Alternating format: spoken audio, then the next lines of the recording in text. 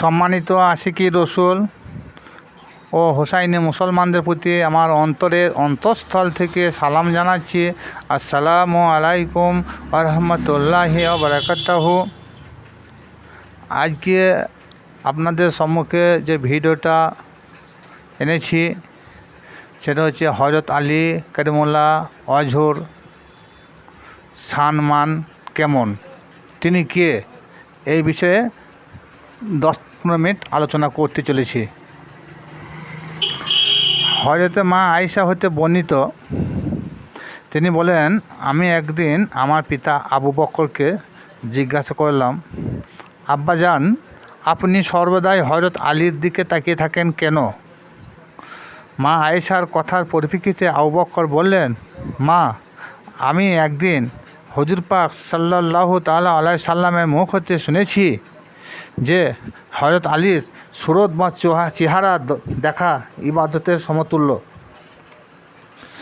তার জন্যে আমি সর্বসময় হযরত আলীর দিকে তাকিয়ে থাকি। ইয়া সহিহ সনদ হাদিস দ্বারা প্রমাণিত।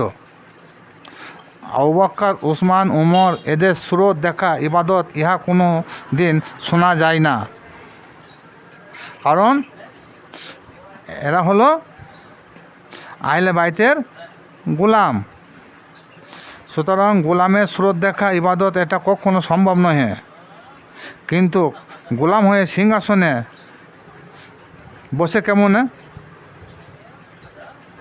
যে আলীর চেহারা দর্শন করলে ইবাদতে গণ্য হয়, সেই লোককে বাদ দিয়ে এরা মসনদে বসে কেমন করে? মাননীয় দর্শকের কাছে এটা আমার প্রশ্ন থাকলো। যারা গোলাম, তারা গোলাম হয়ে বাদশাকে পেছনে ফেলে দিয়ে তারা কী করে রাজ সিংহাসনে বসে, কী করে তারা কীভাবে তারা রাজ্য পরিচালনা করে? বিষয়টা ভাবতে বড়ই অবাক লাগে। হুজুর পাকের জীবদ্দশায় সাহাবীরা আলী আলাইহিস সালামের খুব ভালোবাসতেন এবং হুজুর পাক সাল্লাল্লাহু তাআলা আলাইহি সাল্লামকে সাহাবীরাও জান মাল দিয়েও ভালোবাসতেন। আল্লাহর নবী পাক সাল্লাল্লাহু তাআলা আলাইহি সাল্লাম তিনি যখন জীবদ্দশায় ছিলেন তখন হযরত আলী এবং হুজুর পাককে তারা খুবই ভালোবাসতেন। কিন্তু এই দুই ভালোবাসা হুজুরের ওফাতের পর তারা আর ধরে রাখতে পারে নাই। কোথায় হুজুর, কোথায় হুজুরের পাক জবানের বাণী, কোথায় আলী, ভালোবাসা এসব তারা সব ভুলেই গিয়েছে।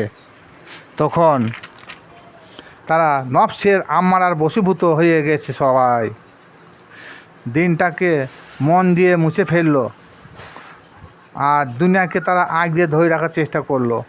এই হলো সাহাবীদের চরিত্র। কিন্তু কিছু মোল্লা মুন্সি বলে থাকেন যে হুজুর পাক সাল্লাল্লাহু তাআলা আলাইহি সাল্লাম তিনার পাক জমানে যেটা বলে গেছেন সেটা হলো সুন্নতে মুআক্কাদা। সুন্নতে মুআক্কাদা সাহাবীরা মানতে পেরেছে? যদি পারত তাহলে হুজুর যাকে মওলা পদে বসিয়ে দিয়ে গেলেন সাহাবীরা মানলেন না কেন? যা স্রোত দেখে ইবাদত, সেই ব্যক্তিকে খলিফা পদে না বসিয়ে আবু বকরকে কেমনে তারা সিংহাসনে বসালো? মাওলায়ে কায়নাত যার পদবী, তাকে সিংহাসনে না বসিয়ে প্রজার আসনে বসাই কেমন করে? এটা কোন উদ্দেশ্যে? হুজুর এটাও বলে গেছেন, হে আমার সাহাবীরা, তোমরা 3টি কাজ দ্রুত সম্পাদন করিও। এটা আল্লাহ নবী পাক জীবনে বলে গেছেন। 1 নম্বর কাজ হলো মৃত্যু ব্যক্তির দ্রুত তোমরা দাফন কাফন করিবে, সময় বিলম্ব করিবে না।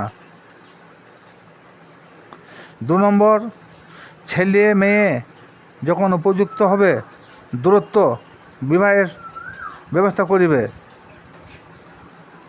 3 নম্বর, আজান হলে তাড়াতাড়ি সালাত কায়েম করিবে।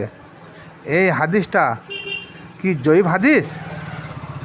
তাহলে সাহাবীরা কোন উদ্দেশ্যে হুজুরের লাশ মুবারককে 3 দিন পর দাফন করেছিল? ভাবতে বড় অবাক লাগে। এই সবই ছিল তাদের দুনিয়ার মহব্বত। হুজুরের জীবদ্দশায় তাদের যে ইমানটা ছিল, তিনার ওফাতের পর সাহাবীরা সেই ইমানটা ধরে রাখতে পারে নাই।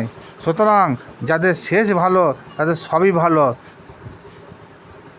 এখান থেকে বোঝা গেল যে আল্লাহ নবী পাক সাল্লাল্লাহু তাআলা আলাইহি সাল্লাম তিনি যে শেষ নসিহত করে গেছেন সেটা সাহাবীরা মানেন নাই, এবং যখন ওফাতের সময় হয়ে এসেছে সেই অবস্থায় তিনি সাহাবাদের বলেছিলেন, ও আমার প্রিয় সাহাবীরা, তোমরা আমার কাছে একটা কাগজ ও কলম নিয়ে এসো, আমি কিছু ওসিয়তনামা করে যাচ্ছি। সাহাবীরা সকলে একত্র হয়ে বলেছিল, হুজুরের এই সময় মাথা ঠিক নাই, ভুল বকছে, কী লিখতে কী লিখবে ঠিক নাই। সুতরাং তখনও হুজুরের মুখের বাণীটা ওনারা মানার চেষ্টাও করেন নাই। এই হচ্ছে সাহাবীদের ভালোবাসা। আসসালামু আলাইকুম। যার যেমন বেরেন সেইভাবে আমরা চিন্তা ভাবনা করবেন। আর শোনার পর যদি আলে মহব্বতের প্রতি ভালোবাসা থাকে, যদি কেউ হোসাইনি মুসলমান বলে দাবি করেন, তাহলে বেশি বেশি করে শেয়ার ও লাইক করবেন। খুদা হাফিজ।